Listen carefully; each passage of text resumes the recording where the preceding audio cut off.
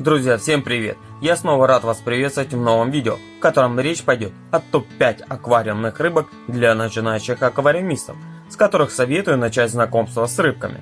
Эти рыбки не так сложны в содержании, не требуют особых условий содержания, могут есть практически любой корм, который предназначен для рыбок, и смогут простить многие ошибки, которые допускают начинающие аквариумисты. К тому же эти рыбки настолько популярны, что их можно приобрести практически в любом зоомагазине или на зоорынке. Это первая пятерка неприхотливых рыбок, и впоследствии будет следующая пятерка таких же рыбок для начинающих. А пока мы переходим к топ-5 неприхотливых рыбок, поддержите видео лайком, подпиской на канал и нажатием на колокольчик, чтобы не пропустить следующее интересное и полезное видео. Итак, пятое место я отдал сомикам анцитрусам, или как их еще называют, сомики-присоски или прилипалы. Они очень неприхотливы в содержании, едят практически любой вид корма и в молодом возрасте неплохо очищают стекла аквариума, декорации и растения от зеленого водорослевого налета. Чем старше они становятся, тем хуже они начинают это делать. Поэтому их стоит брать помоложе. Ну и полностью переложить на них обязанности чистить стекла в аквариуме тоже не стоит. Анцитрусы могут вам только помочь. Они не агрессивны по отношению к другим обитателям аквариума, но со временем самцы начинают делить территорию в аквариуме. Поэтому учитывайте эту их особенность при выборе их количества. Для аквариума 50 литров я рекомендую содержать не более одной пары. Также, если у них будет укрытие и будут определенные условия, то они могут размножиться в общем аквариуме без помощи аквариумиста. И поверьте, вы будете в большом восторге, когда увидите вначале икру, а потом и мальков. Плюс ко всему, у них срок жизни более 5 лет. Четвертое место я дал меченосам, которые очень распространены среди не только начинающих, но и продвинутых аквариумистов, благодаря которым мы можем видеть разнообразные формы, размеры и цвета этих интересных рыбок. Они могут есть практически любые виды корма, не особо привередливы к качеству и температуре воды, но все же лучше держать температуру 24 градуса и делать еженедельные подмены воды. Меченосцы живородящие рыбки, если заведете самку и самца, то впоследствии они увеличат свою численность, если в аквариуме будут укрытия для вновь рожденных мальков. Более подробно про их условия содержания можно узнать в другом видео, которое я показывал ранее. Ссылку на него оставлю в конечной заставке этого ролика. Сможете перейти и посмотреть. Третье место я отдал очень популярным рыбкам среди начинающих. Это данио. Эта рыбка мне тоже очень нравится. Содержу ее и по сей день. Данио совсем неприхотливы в кормлении, едят многие виды кормов, но не особо едят корм со дна.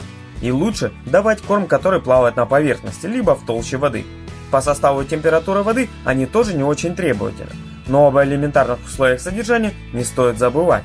Данио первые рыбки, которые полетели в космос, и я думаю, что это неспроста.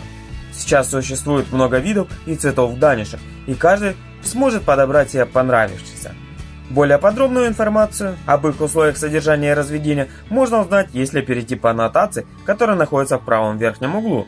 Второе место я отдал не менее популярной среди не только начинающих, но и продвинутых аквариумистов, это, конечно же, рыбка-петушок. В последнее время их разнообразие по формам и расцветкам может удовлетворить потребности любого аквариумиста. Петушки не только не требовательны к составу и температуре воды, конечно же в мерах разумного, но и могут обходиться без аэрации воды, благодаря лабиринтовому органу, который позволяет им дышать атмосферным воздухом, который они заглатывают, высовывая рот из воды. В кормлении они тоже не требовательны и кушают практически все виды кормов. Еще одной особенностью петушков является их задирчивость по отношению к самцам друг к другу. Самец при виде другого самца растопыривает жабры, начинает переливаться яркой окраской, запугивая оппонента. Ихние драки как минимум заканчиваются травмами, порванными плавниками, а как максимум гибелью одного из самцов. Поэтому зачастую их содержат по одному в разных аквариумах. Вот мы плавно и подошли к первому месту. Но прежде чем я назову эту рыбку, хотелось бы услышать от вас, каких бы рыбок для начинающих аквариумистов вы бы разместили в топ-5, в какой последовательности, а также почему. С удовольствием почитаю ваши предложения. А на первом месте расположилась рыбка гуппи, которая по праву занимает это место, так как эту рыбку знают не только аквариумисты, но и люди, у которых аквариума не было никогда. Разнообразие форм, размеров и расцветок может свести с ума. С гуппи многие начинают свое первое знакомство с рыбками, и те ошибки, которые они прощают, просто впечатляют. Что только я не слышал о тех условиях содержания и транспортировки, которые приходилось и приходится переносить этим рыбкам. Но несмотря на это, они еще после всех таких кошмаров умудряются размножаться и продолжать свой род, принося немалое потомство. Это поистине самая приспособленная и неприхотливая рыбка, которая достойна уважения за такие муки, которые не перенесут многие другие рыбки. Поэтому если содержите гуппи, то создайте им наиболее благоприятные условия, о которых узнаете, если перейдете по соответствующей ссылке в конце этого ролика. Впоследствии еще будет видео со вторым топ-5 рыбок для начинающих, а также еще будет видео топ-5 неприхотливых аквариумных растений для начинающих. Как думаете, кто попадет в эти пятерки? Пишите об этом в комментариях под видео. Также еще напишите, понравилась ли вам эта пятерка. Желаю вам прекраснейшего настроения и всех благ. До новых встреч в новых видео. Пока-пока.